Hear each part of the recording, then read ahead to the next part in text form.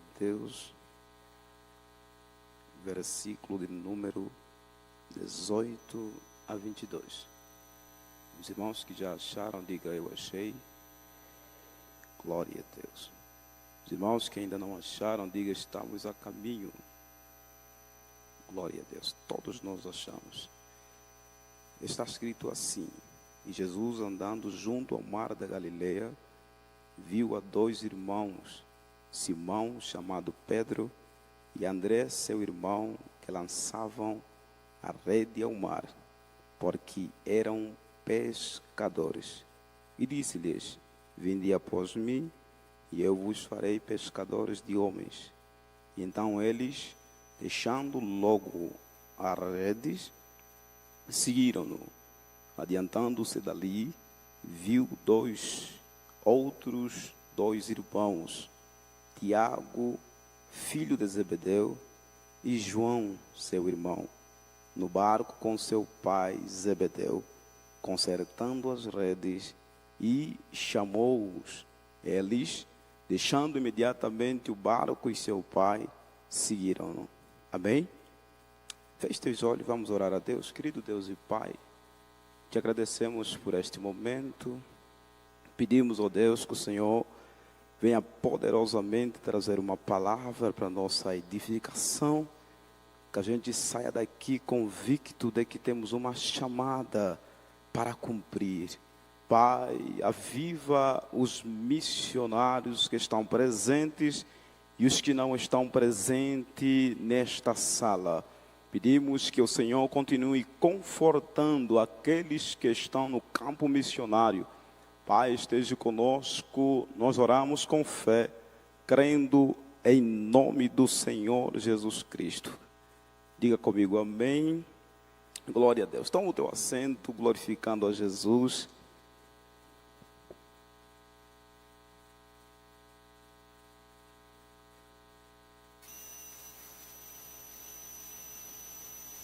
Glória a Deus, glória a Deus. Quero externar votos de gratidão a Deus pela vida e por essa tão preciosa oportunidade que Deus vai conceder para mim em estar aqui no meio dos irmãos para ser o porta-voz da sua digníssima palavra. Eu quero de antemão externar votos de gratidão também ao pastor Flávio Pena e pastor Fernando Sartini por essa oportunidade em estar aqui. Minha honra glorificar a Deus pela vida dos pastores do CONAMP. A todos pastores presentes neste lugar, minha gratidão, a minha oração ou o meu pedido a todos presentes nesta sala, continuem intercedendo para que o culto corra segundo a sua vontade. Amém? Glória a Deus. Mateus, capítulo de número 4, versículo de número 18, até o versículo de número 22, traz para nós o momento em que Jesus está a dar os seus primeiros passos no seu ministério. Muitos chamam este momento, como a segunda fase do seu ministério, chamado de ministério público. A primeira fase, então, do ministério de Jesus, segundo os historiadores, e não só, mas pregadores, aqueles que se dedicam na leitura da palavra, eles dizem que a primeira fase é chamada de fase de preparação. A segunda fase chama-se fase do ministério público, que começa a partir do momento em que Jesus está na Galileia, chamando os seus primeiros discípulos. A segunda fase, a última fase, que eu chamo de consumação, exaltação, glorificação, é quando ele ressuscita dentre os mortos. Ele vai dar as suas últimas recomendações durante um período de tempo de 40 dias, ensinando os discípulos como eles deveriam se comportar na sua ausência. Jesus, no livro de Atos dos Apóstolos, ele está a dar para os seus apóstolos as últimas recomendações, como eles deveriam se comportar, como eles deveriam levar a igreja, como a igreja deveria caminhar na sua ausência. Lendo as Sagradas Escrituras, a gente entende que o ministério de Jesus é um ministério bem sucedido por várias e inúmeras razões. E uma das grandes razões que nós observamos a respeito do ministério de Jesus é que o ministério de Jesus é um ministério dirigido pelo Espírito de Deus. Eu vou repetir, o ministério de Jesus é um ministério dirigido pelo Espírito de Deus. O ministério de Jesus, ele é bem sucedido por essa tão grande e importante informação, ou o ser da pessoa do Espírito de Deus é quem dirigia a pessoa de Jesus para pregar, para ensinar, para evangelizar. Ou seja, tudo que Jesus fazia era debaixo da orientação da pessoa do Espírito de Deus.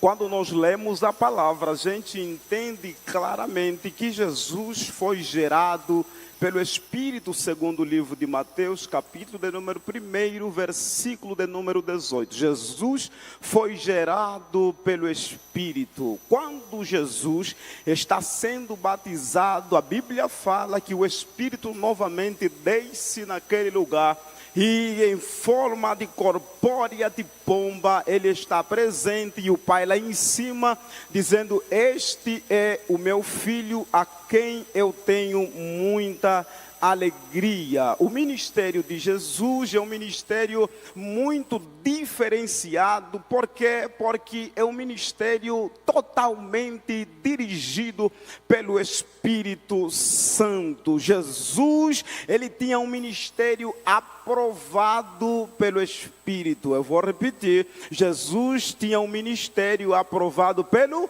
Espírito.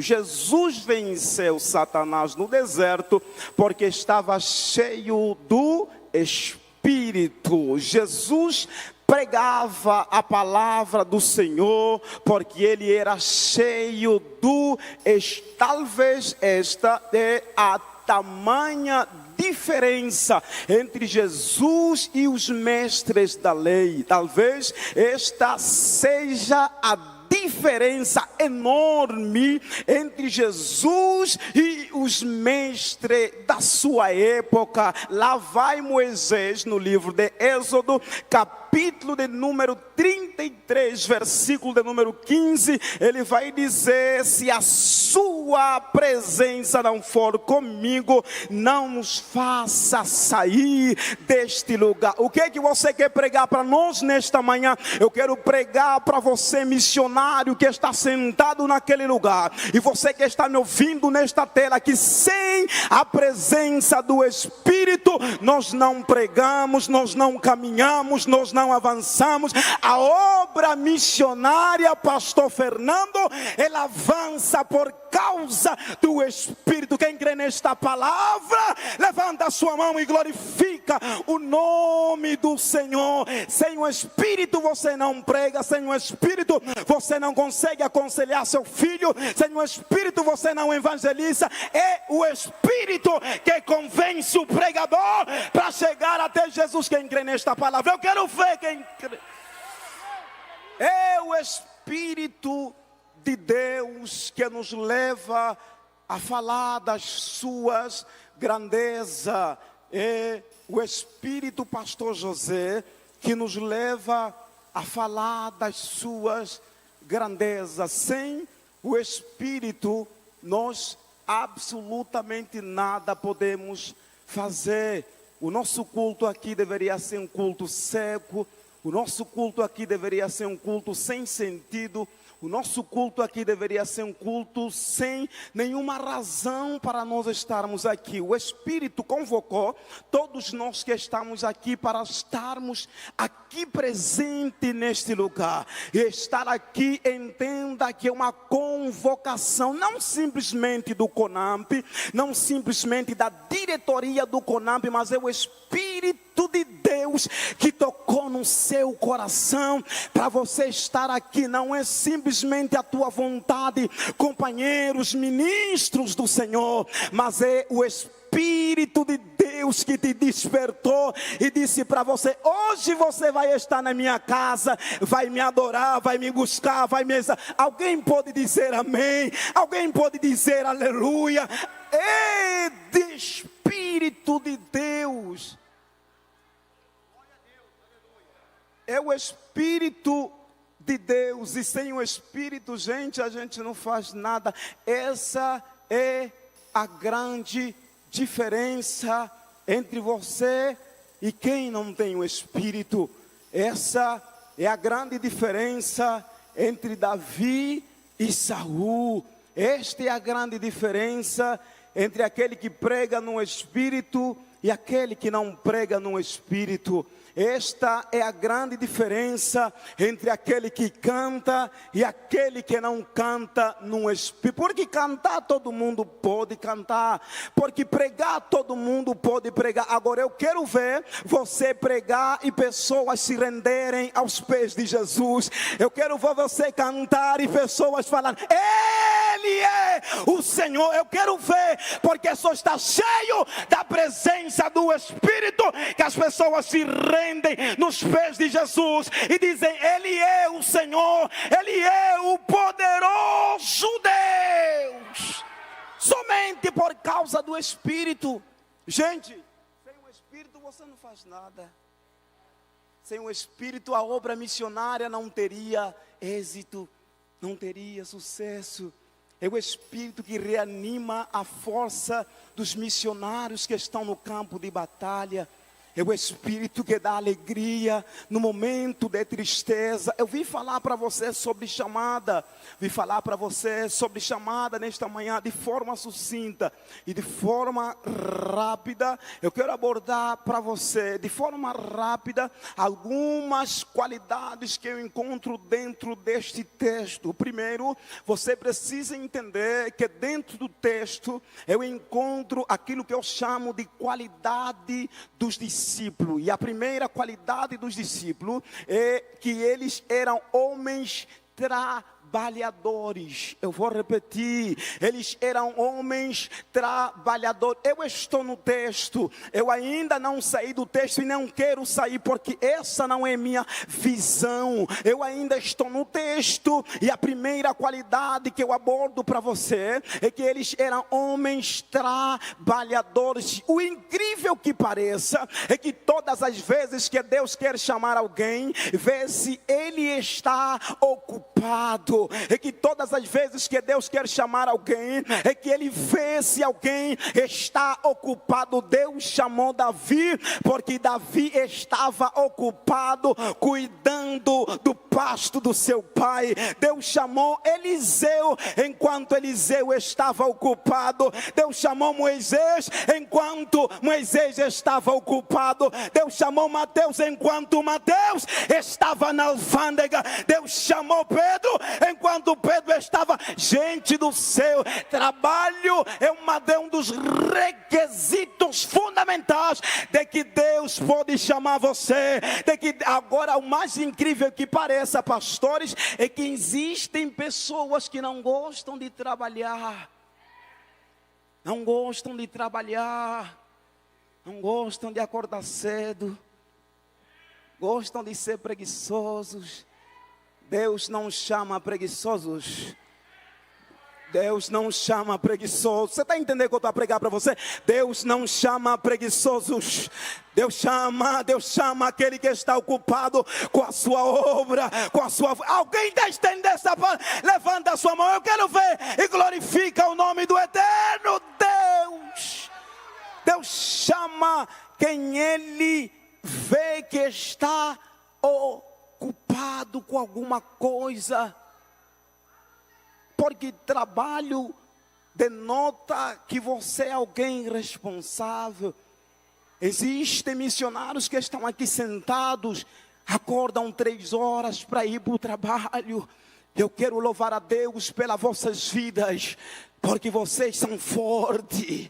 porque vocês são vitoriosos. A segunda qualidade que eu encontro no texto é que eles eram homens prontidão. Observe no texto, eles não olham para a esquerda quando Jesus chama, eles não olham para a direita. Jesus chamou, largaram tudo que tinham e começaram a seguir. Chama-se prontidão para o chamado. E Deus quer pessoas prontas para os chamados, aqueles que não medem esforço, aqueles que entendem que chamado é mais importante e mais necessário do que qualquer uma outra coisa. Chamada é mais importante e mais necessária do que qualquer uma outra coisa. Não existe nada mais importante do que chamada, porque existe alguém lá naquele atalho sofrendo, e Deus quer enviar você para chegar e falar que Deus te ama. Ele morreu por você,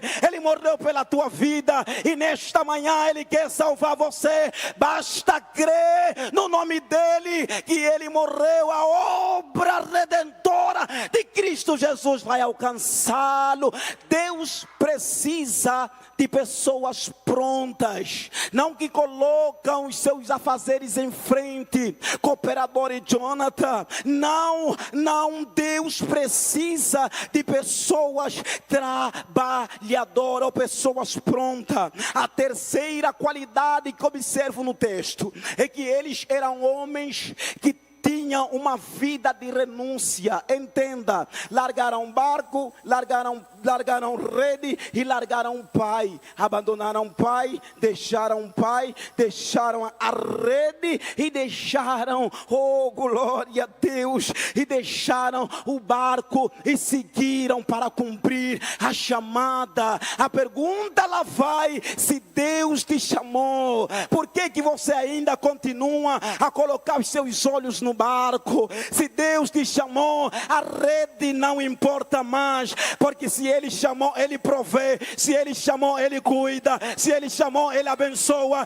Se Ele chamou, Ele restaura. Ele é o provedor da obra missionária. Ele é o provedor da obra missionária. Ele é o maior provedor da obra missionária. Ele é o maior provedor da obra missionária. Ninguém, absolutamente ninguém, tem a capacidade de abençoar a obra se Deus para si não o tomar. Primeiro Deus toca no seu coração e Ele abençoa. Nada se passa desapercebido diante do Senhor. Nada.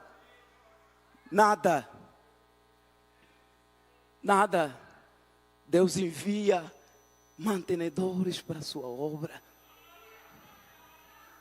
Deus envia mantenedores. Deixa eu correr aqui.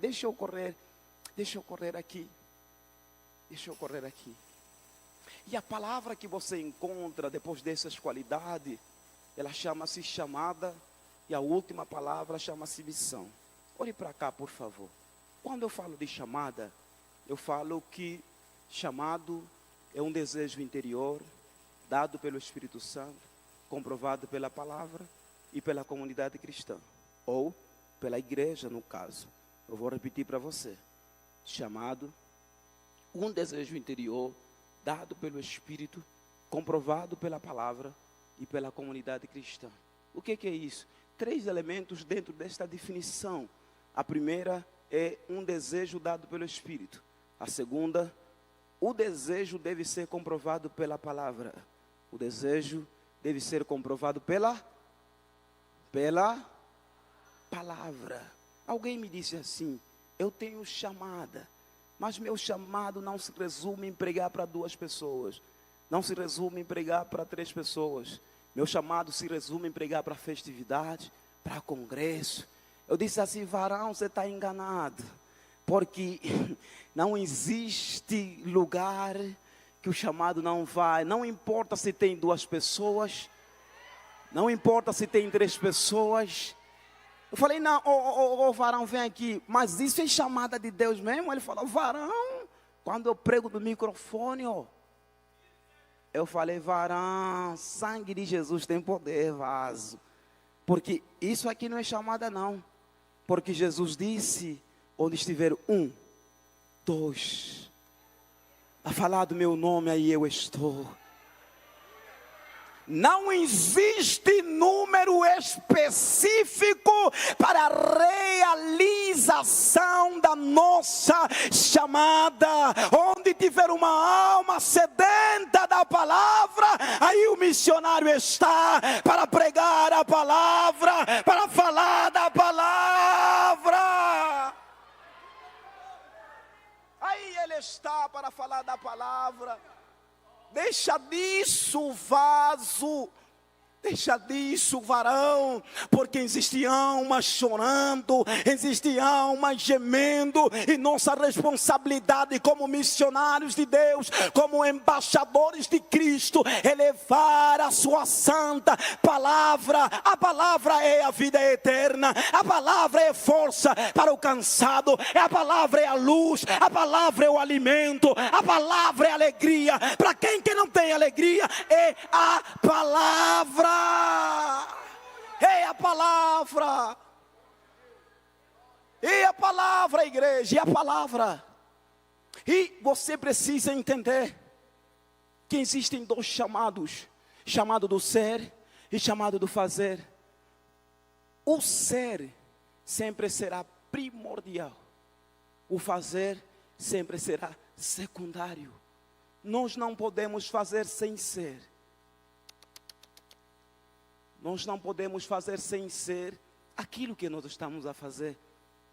Porque fazer sem ser gera escândalo. Existe muita gente fazendo, mas não são aquilo que eles estão fazendo. Existe muita gente fazendo, mas não são aquilo que eles estão fazendo. O número de pessoas que nós temos fazendo é abismal do número de pessoas que são. Deus deu testemunho de Jó para Satanás: viste o meu servo Jó, homem justo, homem reto, que se desvia. Gente, Deus quer que a sua obra tenha obreiros de qualidade. Além disso, Ele é que envia os seus obreiros para a sua obra. Mas Deus quer que você seja, antes de fazer, faça, mas seja aquilo que você está fazendo. Seja aquilo que você está fazendo. Seja aquilo que você está fazendo. Amém? Você pode dizer amém? Você pode dizer amém? 2 lições eu encontro nesse texto. 2 lições. A primeira lição que eu encontro nesse texto é que eles eram homens, ou seja, eles aceitaram a chamada de Deus com abnegação. Eles aceitaram a chamada de Deus com abnegação. Segundo, eles aceitaram a chamada de Deus, ou seja, segundo, Deus é especialista. Vou repetir para você: Deus é especialista em chamar pessoas insignificantes para a sua obra. Eu vou repetir para alguém entender que está aqui: Deus é especialista em chamar pessoas que ninguém dá nada, pessoas que aparentemente olham para ela e dizem: esse não vai. Mas Deus entra na contramão e diz: é esse missionário que eu quero, é este Pedro que eu quero. Deus é especialista em levantar coisas pequenas para quem pode adorar, Deus levantou você para pregar a sua palavra. Você era alguém que ninguém dava nada, mas Deus apareceu no seu quarto, na sua casa, e disse: é você que eu quero, é você que eu quero, é você que eu quero, é você que eu quero. Deus é especialista em chamar pessoas insignificantes para fazer a sua obra. Por isso é que nós nós estamos aqui, pessoas que não tinham nada, pessoas cheias de pecado, todos nós que estamos aqui, mas Deus apareceu e disse: este eu vou separar para a minha obra, este eu vou separar para a minha casa, este eu vou separar. Levanta a sua mão e glorifica o nome do Senhor. Este eu vou separar. Inclina a tua cabeça, eu quero orar contigo. Inclina a tua cabeça. Querido Deus e Pai, querido Deus e Pai, querido Deus e Pai, fale com Deus por um minuto. Fale com Deus por um minuto, fale com Deus por um minuto, fale com Deus por um minuto, fale com Deus por um minuto, fale com Deus por um minuto. Papai está aqui, Deus está neste lugar, Deus está neste lugar, Deus está nesta sala e provando para você que Ele está te chamando para a sua obra, para a sua vontade, para o seu querer. Ele está neste lugar. Fale com Deus por mais um minuto.